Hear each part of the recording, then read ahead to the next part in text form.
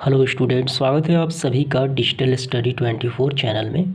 तो आइए शुरू करते हैं कक्षा 10वीं का जीव विज्ञान। अध्याय है दूसरा, श्वसन यानी रेस्पिरेशन।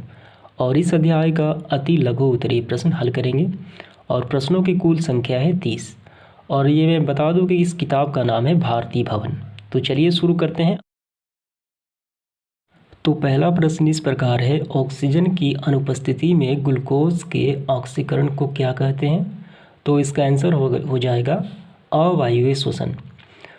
तो ग्लूकोज का ब्रेक डाउन जब ऑक्सीजन की अनुपस्थिति में हो, ऑक्सीजन के बिना हो, तो उस श्वसन को हम कहते हैं अवायवीय श्वसन।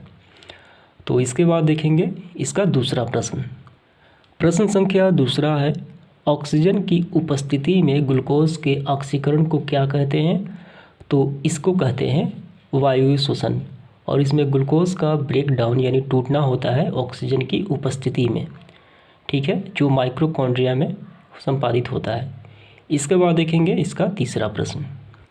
तो तीसरा प्रश्न इस प्रकार है, जैव कोशिकाओं में रासायनिक ऊर्जा का सार्वजनिक वाहक क्या कहलाता है? तो इसका आंसर हो जाएगा एटीपी ऊर्जा। तो आइए, एटीपी का मतलब क्या होता है? तो एटीपी का मतलब होता है एडेनोसाइन ट्राईफॉस्फेट, ठीक है। तो ये ऊर्जा की इकाई होती है। तो आइए थोड़े से इसके बारे में जान। एटीपी का मतलब ये होता है कि जिस प्रकार हमारे पास धन किस रूप में होता है, धन होता है कागज़ के रूप में या सिक्कों के रूप में, तो ठीक इसी प्रकार एग्जैक्टली हमारे बॉडी में जो ऊर्जा होती है वो एटीपी के रूप में होती है। तो ये आपको समझ में आ गया होगा। इसके बाद देखेंगे प्रश्न संख्या चौथा। प्रश्न संख्या, कोशिकीय ईंधन किसे कहते हैं? तो इसका आंसर हो जाएगा ग्लूकोज को, यानी ग्लूकोज को कोशिकीय ईंधन कहा जाता है। संख्या पाँचवा। प्रश्न संख्या 5 है, संपूर्ण श्वसन क्रिया के 2 प्रमुख चरणों के नाम लिखें। कौन कौन से चरण हैं संपूर्ण श्वसन क्रिया के? तो वो चरण कहलाते हैं, ये काफ़ी आसान प्रश्न है। पहला है वायवीय श्वसन और दूसरा है अवायवीय श्वसन। वायवीय श्वसन ऑक्सीजन की उपस्थिति में और अवायवीय श्वसन ऑक्सीजन के बिना। इसके बाद प्रश्न संख्या 6। प्रश्न संख्या 6 है, श्वसन जीवों के लिए क्यों आवश्यक है? क्यों सांस लेना आवश्यक होता है? तो इसका आंसर आपको इस प्रकार लिखना है। तो पहला है, इस प्रकार आपको स्टार्ट करना है, जीवन जीने के लिए तथा भोजन में ग्लूकोज अणुओं के विखंडन वायवीय श्वसन उपस्थिति में होता है। ग्लूकोज का ब्रेकडाउन किस में होता है? वायवीय श्वसन में होता है, जिसमें ऑक्सीजन की उपस्थिति होती है। और इसी कारण जिससे शरीर में ऊर्जा की प्राप्ति होती है, यानी एटीपी के रूप में, अतः श्वसन आवश्यक है। तो यही लाइन आपको लिखना है। तो ये थोड़ा सा लंबा हो गया। इसके बाद देखेंगे प्रश्न संख्या 7वां। प्रश्न संख्या 7 है, श्वसन की प्रक्रिया में उत्पाद यानी प्रोडक्ट के तौर पे क्या मुक्त होता है? तो क्या मुक्त होता है? तो आंसर होगा कार्बन डाइऑक्साइड, जल, ऊर्जा, यानी एटीपी के रूप में होती है।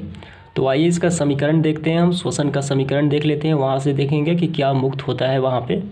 तो जैसा कि बुक में दिया हुआ है, यहाँ आपको ध्यान देना है, श्वसन क्रिया में निम्नांकित समीकरण से दर्शाया जाता है। तो ये हो गया ग्लूकोज, और इसका जो ग्लूकोज के साथ ऑक्सीजन हम लेते हैं वायु श्वसन में, तो इसका ब्रेक डाउन होता है, ठीक है, एंजाइमों की मदद से। तो क्या मुक्त होता है प्रोडक्ट के तौर पे? कार्बन डाइऑक्साइड, जल और ऊर्जा, जो एटीपी के रूप में होती है। तो यही इसका आंसर हो जाता है। इसके बाद अगला प्रश्न देखते हैं। प्रश्न संख्या 8 है, श्वसन को 2 चरणों में किस आधार पर बांटा गया है? तो इसका आंसर हो जाएगा ऑक्सीजन की उपस्थिति के आधार पर, ठीक है। तो जैसा कि आप जानते हैं, वायवीय श्वसन और अवायवीय श्वसन। इसके बाद देखेंगे प्रश्न संख्या 9। प्रश्न संख्या 9 है, अवायवीय श्वसन किसे कहते हैं? तो ये काफ़ी आसान प्रश्न है। तो इसका आंसर आपको लिखना है इस प्रकार, जब ग्लूकोज का आंशिक विखंडन ऑक्सीजन की अनुपस्थिति में हो, तो उस अवस्था को हम कहते हैं अवायवीय श्वसन। तो ये एक लाइन आपको ध्यान देना है, यहाँ पे लिखना है आंशिक विखंडन, ना कि विखंडन। जब ग्लूकोज का आंशिक विखंडन ऑक्सीजन की अनुपस्थिति में हो, जब ऑक्सीजन के बिना हो, तो इस अवस्था वाले श्वसन को हम कहते हैं अवायवीय श्वसन, और इसमें ऊर्जा काफ़ी कम मात्रा में भी मुक्त होती है। इसके बाद देखेंगे प्रश्न संख्या 10वां। प्रश्न संख्या 10 है, वायवीय श्वसन की क्रिया किस स्थिति में आरंभ होती है?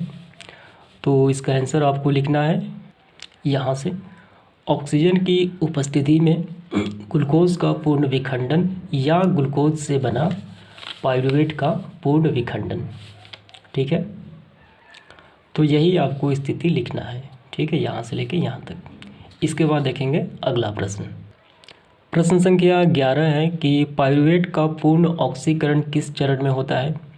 तो पाइरूवेट जो बनता है श्वसन के प्रथम चरण में, उसका पूर्ण ऑक्सीकरण किस चरण में होता है। तो यही इसका हमें आंसर यहाँ पे बताना है।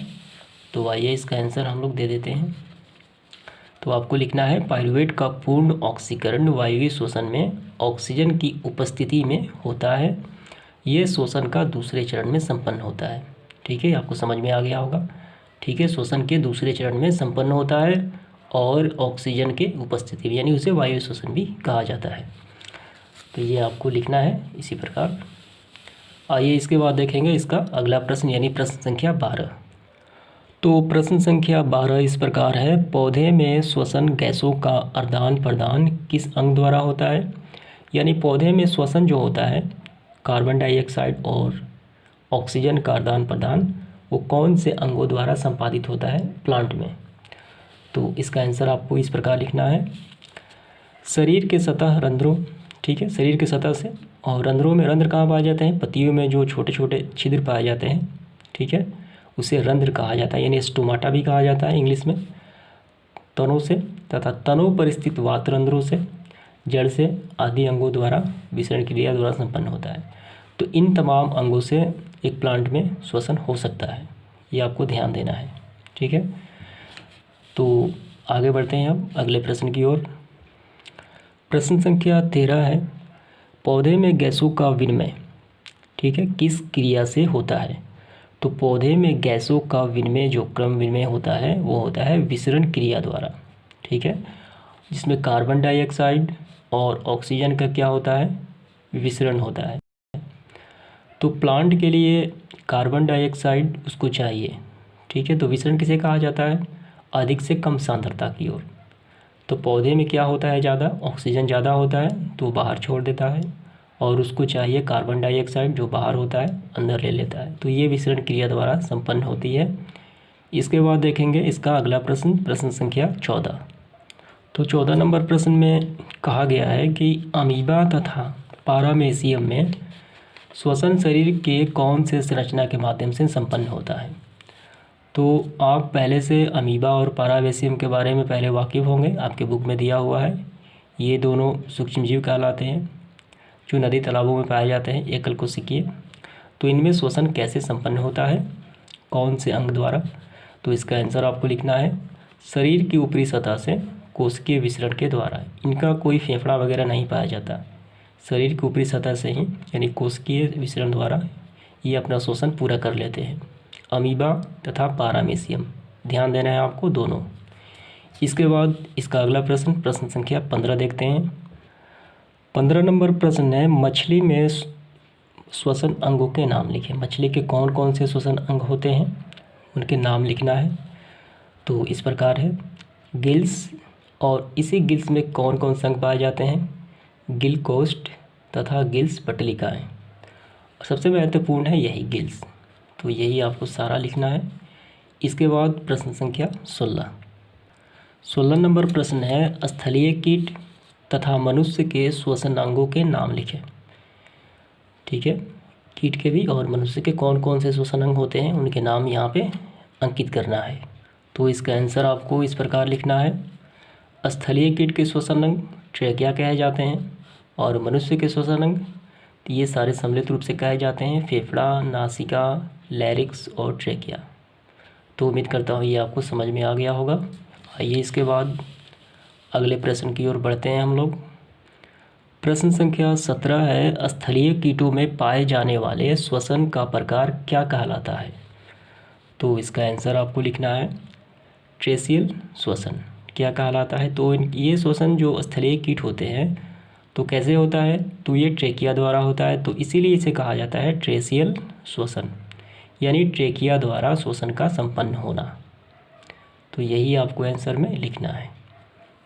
इसके बाद प्रश्न संख्या 18। प्रश्न संख्या 18 में हमसे पूछ रहा है कि वर्टिब्रेटा के दो ऐसे वर्गों के नाम लिखें जिनमें श्वसन केवल फेफड़ों से संपन्न होता है। तो अगर आप क्लास 10th में जीव विज्ञान पढ़े होंगे तो जीवों में विविधता अध्याय में आपको वर्टिब्रेटा के जितने भी जंतु हैं उनके बारे में आप वाकिफ़ होंगे। तो आइए उन वर्टिब्रेटा में जितने भी वर्ग होते हैं उनमें से सिर्फ दो वर्गों के नाम हमें यहाँ पे लिखना है। तो आइए हम आपको लिए चलते हैं क्लास 9th के बायोलॉजी बुक में और वहाँ से आंसर हम लोग देखेंगे। तो यहाँ पे आपको देखना है, यह है उपसंग वर्टिब्रेटा, ठीक है। और इसी वर्टिब्रेटा के हमें दो वर्गों के नाम लिखना है। तो उपसंग वर्टिब्रेटा के कितने वर्ग हैं? 5 प्रमुख वर्गों में बांटा गया है। तो कोई भी आप लिख सकते हैं, मत्स्य या फिशिज भी लिख सकते हैं, अन्य बहुत सारे हैं। दूसरे नंबर पे एम्फीबिया भी आता है और भी है यहाँ पे रेप्टिलिया भी आता है। तो यही है वर्टिब्रेटा के दो वर्ग, और इसमें कौन कौन से जंतु आते हैं उसका भी नाम है यहाँ पे, लेकिन हमें वो नहीं लिखना है, हमें सिर्फ वर्ग ही बताना है। तो आइए चलते हैं प्रश्न की ओर। तो इसका आंसर आपको ये वर्ग दोनों आपको लिखना है। वर्ग एम्फीबिया और इसमें आते हैं मेढक, वर्ग रेप्टेरिया इसमें आते हैं सर्प यानी कछुआ, सर्प आता है और कछुआ भी आता है। तो ये दोनों वर्ग ही आपको लिखना है। आइए इसके बाद प्रश्न संख्या 19 की तरफ बढ़ते हैं। प्रश्न संख्या 19 में हमसे पूछ रहा है मनुष्य में श्वसन क्रिया में प्रयुक्त संपूर्ण अंगों के नाम लिखें। वे सारे अंग जिसके माध्यम से मनुष्य श्वसन प्रक्रिया को सुचारू रूप से चलाता है। कौन कौन से अंग सम्मिलित होते हैं? तो इसका आंसर होगा नासिका छिद्र, ठीक है, और लैरिक्स, श्वास नली, फेफड़ा, ये सारे सम्मिलित रूप से श्वसन अंग कहलाते हैं। इसके बाद प्रश्न संख्या 20वां। प्रश्न संख्या 20वां है फेफड़ों द्वारा श्वसन किन दो क्रियाओं से पूर्ण होता है? तो ये कहलाता है प्रश्वास और दूसरा उच्छ्वास। तो इसके बारे में भी आपको जानना चाहिए, किसे कहा जाता है प्रश्वास और उच्छ्वास किसे कहा जाता है, आप वहाँ से देख सकते हैं। आइए इसके बाद देखते हैं प्रश्न संख्या 21। तो प्रश्न संख्या 21 में हमसे पूछ रहा है कि पचे हुए भोज्य पदार्थ से ऊर्जा का उत्पादन किस क्रिया से संपन्न होता है? तो किस क्रिया से संपन्न होता है? तो आपको आंसर में लिखना है वायु श्वसन के ऑक्सीकरण के द्वारा, ठीक है। तो वैसे तो वायु श्वसन द्वारा ही होता है। देखते हैं प्रश्न संख्या 22 नंबर प्रश्न है यीस्ट में पाइरूवेट से इथेनॉल किस क्रिया द्वारा बनता है? तो काफ़ी आसान प्रश्न है। तो ये बनता है किण्विन क्रिया के द्वारा। इसके बाद प्रश्न संख्या 23 नंबर प्रश्न है ज़्यादा चलने के बाद हमारी मांसपेशियों में ऐंठन किस यौगिक के निर्माण के फलस्वरूप होता है? तो ये होता है लैक्टिक एसिड के कारण, ठीक है, यानी घुटनों में दर्द होने लगता है। आइए इसके बाद देखेंगे प्रश्न संख्या 24 नंबर प्रश्न में है श्वसन के प्रथम चरण में बने पाइरूवेट का पूर्ण ऑक्सीकरण कहाँ होता है? तो श्वसन के जो पहले चरण में पाइरूवेट बनता है उसका पूर्ण ऑक्सीकरण होता है वायु श्वसन के द्वारा माइटोकॉन्ड्रिया में, ठीक है। आपको समझ में आ गया होगा कहाँ होता है, माइटोकॉन्ड्रिया में होता है, लेकिन वायु श्वसन के द्वारा होता है। तो ये श्वसन का दूसरा स्टेप है। इसके बाद प्रश्न संख्या 25 नंबर प्रश्न है ग्रसनी कंठ द्वार के नीचे कहाँ खुलती है? ग्रसनी कंठ द्वार के नीचे तो ये खुलती है स्वर यंत्र या लैरिक्स में, ठीक है, आपको समझ में आ गया होगा। तो ये स्थान पूछ रहा है तो स्थान यही होता है। इसके बाद प्रश्न संख्या 26 नंबर में है प्रत्येक श्वास नली फेफड़े में प्रवेश कर विभाजित होने के बाद क्या बनाती है? तो ये बनाती है श्वसनिकाओं या ब्रोंकिल्स, ठीक है। श्वास नली फेफड़े में जो प्रवेश कर गई तो ये दो अंग बनाती है। इसके बाद प्रश्न संख्या 27 नंबर में है मनुष्य के शरीर में फेफड़ा कहाँ अवस्थित रहता है? तो आंसर होगा वक्ष गुहा में अवस्थित रहता है। इसके बाद देखेंगे प्रश्न संख्या 28 नंबर वक्ष गुहा के पश्च भाग में अवस्थित एक गुंबद के आकार की संरचना होती है, क्या कहलाती है? तो वो कहलाती है डायफ्राम। इसके बाद 29 नंबर प्रश्न हेमोग्लोबिन कहाँ अवस्थित होता है? तो हेमोग्लोबिन की वजह से ही ब्लड लाल होता है। तो हेमोग्लोबिन अवस्थित रहता है रक्त में, अर्थात लाल रुधिर कोशिकाओं में। इसके बाद इसका आखिरी प्रश्न इस सेशन का तो 30 नंबर प्रश्न है, रक्त से फेफड़े में आया कार्बन डाइऑक्साइड बची हवा के साथ निकलने की क्रिया क्या कहलाती है? तो ये कहलाती है उच्छ्वास। तो समाप्त होता है आज का सेशन। धन्यवाद।